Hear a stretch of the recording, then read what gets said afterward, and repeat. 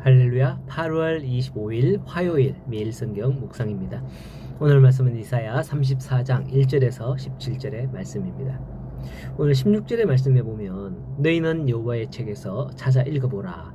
이것들 가운데서 빠진 것이 하나도 없고 제 짝이 없는 것이 없으리니 이는 여호와의 입으로 명령하셨고 그의 영이 이것을 모으셨습니다 라고 합니다. 여기 하나님의 말씀은 짝이 없는 게 없다라고 하죠. 여기서 짝은 앞구절에 나열되고 있는 동물들로부터 쭉 시작합니다만은 여호와의 책은 율법의 말씀, 오늘날의 성경 말씀이라고 보시면 되겠습니다. 이 책의 말씀에 빠진 것이 없고 딱 짝이 없는 게 하나도 없다라고 하는 말씀인 거죠. 이 말씀을 보면서 본문의 여러 단어들이 눈에 들어와요. 열국에 대한 심판, 여호와의 날, 하늘의 만상이 사라지고 또 하늘이 두루마리처럼 말린다 등등의 말씀 나옵니다. 이런 말씀들을 보면 구약의 마지막 부분의 말씀, 뒤에 있는 성경책이라든지 특히 이제 요한계시록이라든지 이런 데에 또 다 설명이 나오죠. 이렇게 짝짝이 이렇게 나온다 이거죠. 이 단어들은 오늘 본문에만 한정해서 보면 이해하기 어려운 단어들이라는 거예요. 그러나 아마도 앞서 말씀드린 데도 여러 곳에서 이와 같은 표현들이 사용되어지고 있는 것을 살펴볼 때에 이 말씀이 마지막 심판 때에 하나님께서 하시는 그런 말씀인 것이다, 징조다 라는 것을 알 수 있다는 것이죠. 우리가 성경을 읽어야 한다, 성경을 배워야 한다는 하는 그런 이유가 이것이기도 합니다.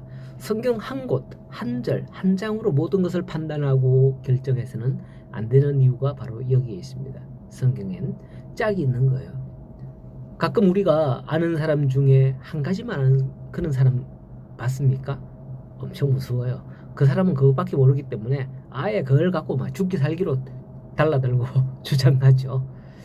자, 저와 여러분들이 성경 말씀을 통하여서 완전하신 하나님의 뜻을 풍성하게 알아가기를 소원합니다. 갑자기 오늘 말씀에서 에돔의 멸망에 대해서 나오죠.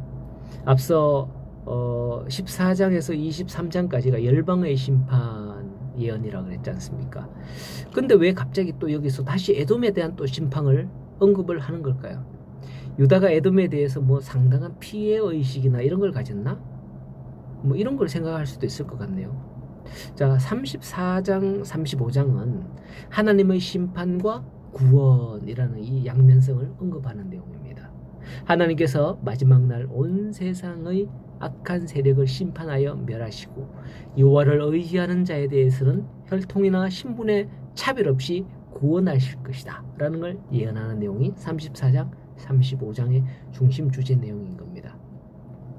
이렇게 심판을 예언하는 34장에 에돔이 대표적으로 나옵니다. 에돔은 이스라엘의 12지파의 조상 야곱의 가까운 형제 에서, 야곱과 에서잖아요. 그 에서의 후손이잖아요. 아마 그렇게 되기 때문에 특별하게 에돔을 예를 들어서 설명을 할 수도 있겠고, 가까우면서도 유다의 괴롭히고 유다를 침공하고 이렇게 힘들어 했기 때문에 언급됐을 수도 있습니다. 원래 우리가 상처를 제일 많이 받는 게 형제, 친구 이런 거 아닙니까? 부모가 돌아가시면 형제들 간에 재산 문제로 그렇게 싸우더라고요. 그렇게 원수가 없어요. 교회에서도 제가 보니까 그렇게 가깝게 지내던 사람들이 한번 싸우고 갈라지니까 그것보다 더한 원수가 없는 것 같더라고요. 여러분들은 주의 자녀로 지내면서 싸우지 말고 서로 사랑하는 우리 성도님들 다 될 수 있기를 간절히 소원합니다. 5절에서 15절의 말씀에 보면 유다를 미워했던 에돔에 대하여 어떠할 것인지를 설명을 하고 있습니다. 여기서 등장하는 단어를 보면 여호와의 칼, 여호와의 날 등이 언급되고 있고요. 그 땅에는 가시나무와 은광퀴가 나고 각종 들짐승들의 거처가 되어 짝짝이 거의 모일 것이다 라고 하는 거죠.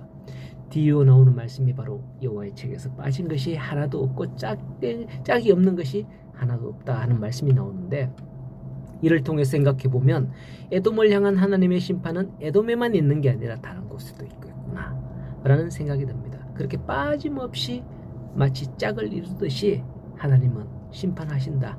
다 이렇게 된다는 것을 말씀을 하는 거죠. 그러나 성경은 그 심판의 짝으로 심판으로 그냥 끝나면 한쪽으로 치우치는 거잖아요. 심판의 짝으로 예수 그리스도를 언급하는 겁니다. 예수 그리스도로 말미암아 죄는 심판하여 멸하고 우리는 구원 얻게 된다라는 거죠. 만일 우리가 죄의 길에 있다면 우리의 짝은 누가 되어야 되겠습니까? 같이 죄를 짓는 이가 짝이 될 게 아니라 예수 그리스도가 우리의 짝이 되어야 된다는 거죠. 그럴 때 우리가 구원 얻을 수 있는 길을 하나님께서 이런 예비를 해 두셨는데, 이게 다 성경을 보면 짝이 없는 게 없다. 우리가 이렇게 비록 죄를 지을지라도 하나님께서는 우리에게 구원 얻는 방법, 예수 그리스도를 예비해 놓으셨기 때문이다. 뭐 이렇게 생각해 볼 수 있는 겁니다. 하나님이 그 모든 짝을 예비하셨는데 하나도 빠짐없이 준비하셨다 했는데 우리는 거부해서는 안 될 겁니다. 오늘도 믿음으로 이 모든 것을 예비하신 하나님께 감사하며 나아가는 오늘 복된 날이 되시기를 간절히 소원합니다.